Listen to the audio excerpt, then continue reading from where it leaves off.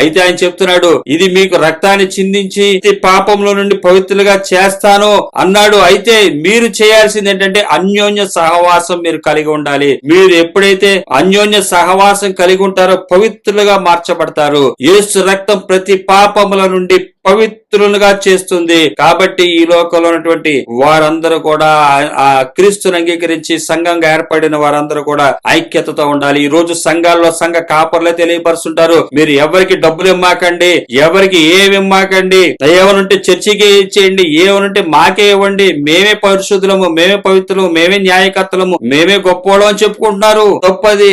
సంఘానికి తెలియపరచాల్సింది అన్యోన్య సహవాసాన్ని కలిగి ఉండండి. మీకు ఉన్నప్పుడు ఇవ్వండి, వారు ఇస్తారని మీరు ఆశ పెట్టుకోకండి. ఉన్నప్పుడు మీకు లేనప్పుడు వారు కాకుండా వేరే ద్వారానే మీకు సహాయం అందుతుందన్నదే బైబిల్ చెప్తుంది. అదే చెప్పాల్సిన వారే ఉన్నారు, కానీ అది చెప్పరు. ఎంతసేపు మాకిస్తే చాలు, దేవుడికి ఇచ్చినట్లే, ఇక త్రూ గాడ్కి వెళ్ళిపోయినట్టు, పరలోకానికి వెళ్ళిపోయినట్టుగా, ట్రాన్స్ఫర్ అయిపోయినట్టుగా మాట్లాడతారు. తప్పది. ఎప్పుడైనా సరే సేవకుడు అన్యోన్య సహవాసాన్ని సంఘంలో తీసుకురావాలి. సేవకుడు తన జోబులోంచి తీసి ఖర్చు పెట్టాలి. తీసుకుంటమే కాదు, ఇవ్వటం కూడా నేర్చుకోవాలి. ఇచ్చి చూపించేవాడే సంఘ కాపరవుతాడు. యేసుక్రీస్తు వారు మనం ఏం త్యాగం ఏమి ఇచ్చామని చెప్పి మనకు ఆయన ఇంత గొప్ప రక్షణ భాగ్యాన్ని తన కుమారుని పంపించాడు, మనం ప్రేమించాడు. అన్యోన్య సహవాసం అంటే ఏంటో యేసుక్రీస్తు వారు ద్వారా చూపించాడు తండ్రి అయినటువంటి దేవుడు.